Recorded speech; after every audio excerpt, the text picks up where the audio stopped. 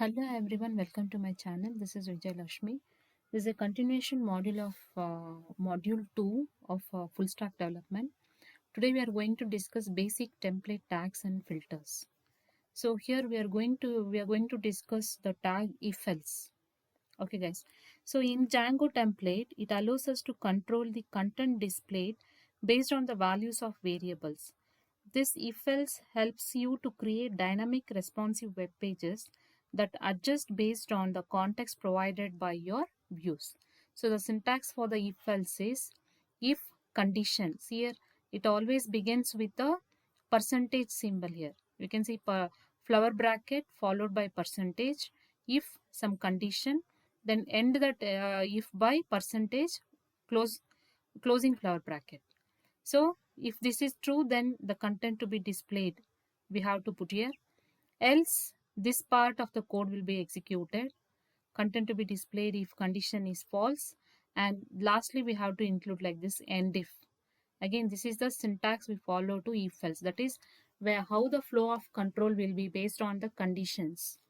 So that is nothing but the if else statement is a flow control statement. So here the if tag evaluates a variable, and if that variable is true, the system will display everything between that if. Okay, true means what?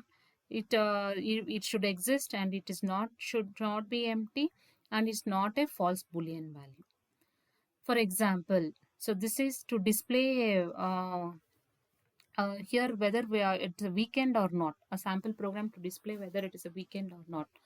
So here from Django template, import template comma context. Commonly we have to use always whenever we are writing the templates for Django, and display equal to what string I want to display. I am specifying here within the, see, 3 times double quotes has been put here. So if today is weekend, so display equal to what? Here I am using the if statement. If today is weekend, what in the paragraph in the template I am writing P. So we have discussed in my previous video. This Django templates includes the HTML code. So we have used the paragraph tag here P. Welcome to the weekend.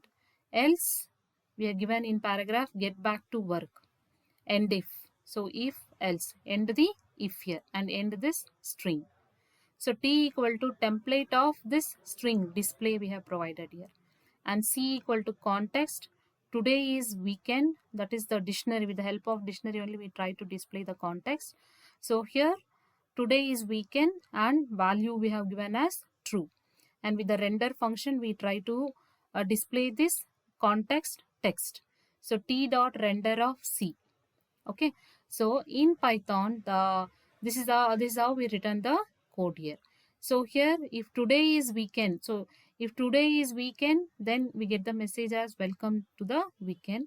Otherwise, if it is false, if it is not, if it is false means we would have got get back to work. Since it is true, we get the result as welcome to the weekend.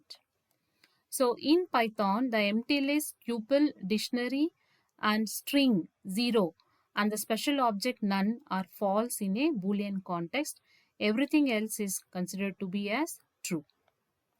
So the if tag accepts not only this, it also accepts and, or, and not for testing multiple variables.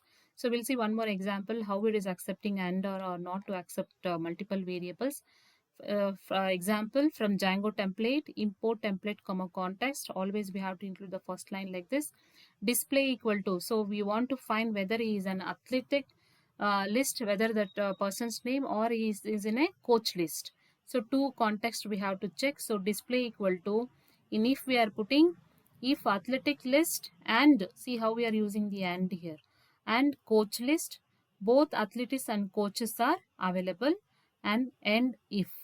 If not, see we are using if not here not operator. If not athletic list, there are no athletics, and if this part. If athletic list or coach list, there are some athletics or some coaches, and if. So like this you can add as many if else statements whatever you want here, end if statements. And finally we are giving a template display and context athletic list comma coach list of C1, then T dot render of C. So here this is a sample code to show how and or not is used in for testing the multiple variables here. Okay, so here we know how and or in and both the operands should be true, then only the result will be true. If any one is false means then the result will be false. So now this is an example to understand the for here. So how the for loop will work here. So it also begins with a flower bracket followed by percentage, and it's ended with percentage followed by flower bracket, closing flower bracket. This is the syntax for the for tag.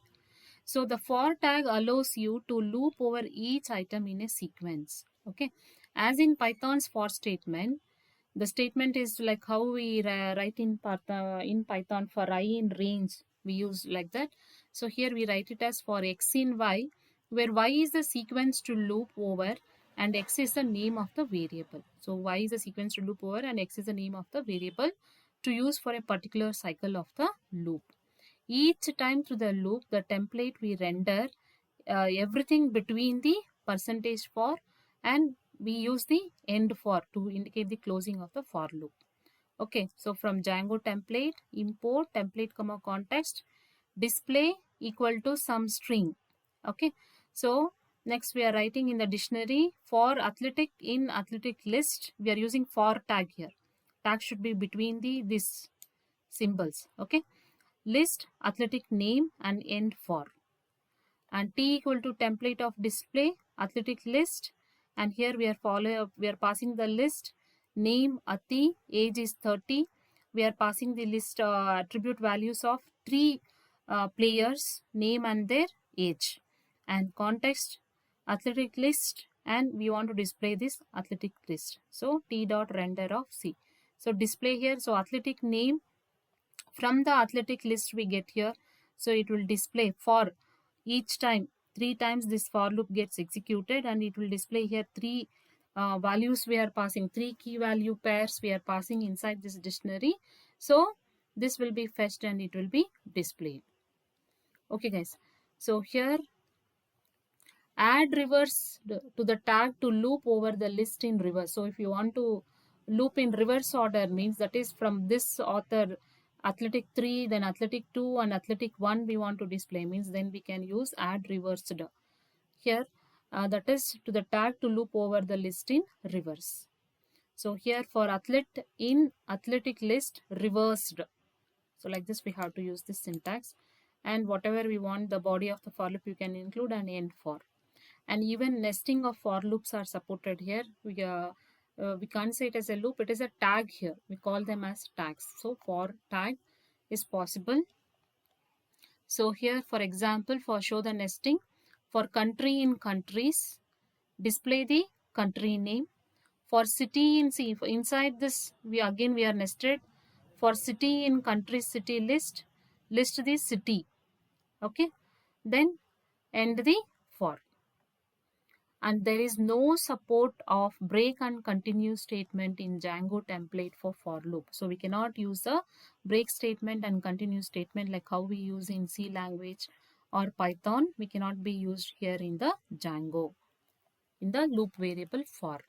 And Django provides special variables inside the loop that you can see, that is for loop dot counter, for loop dot counter of 0, for loop dot first, for loop dot last, and for loop dot reverse counter, and for loop dot reverse counter of 0. So here for loop dot counter, that is 1 based index of the current iteration, and for loop dot counter of 0 means 0 based index of the current iteration, and for loop dot first will be true if the current iteration is the first one, and for loop dot last will be true if the current iteration is the last one, and reverse counter will be 1 based index from the end of the loop, and reverse counter of 0 if it is 0 based index from the end of the loop. So we have a separate codes for all this. We'll discuss in the next video. Hope you have understood this. Just we have discussed the tags if else tag and for tag in this video. Please don't forget to subscribe, like, share and comment. Thank you all.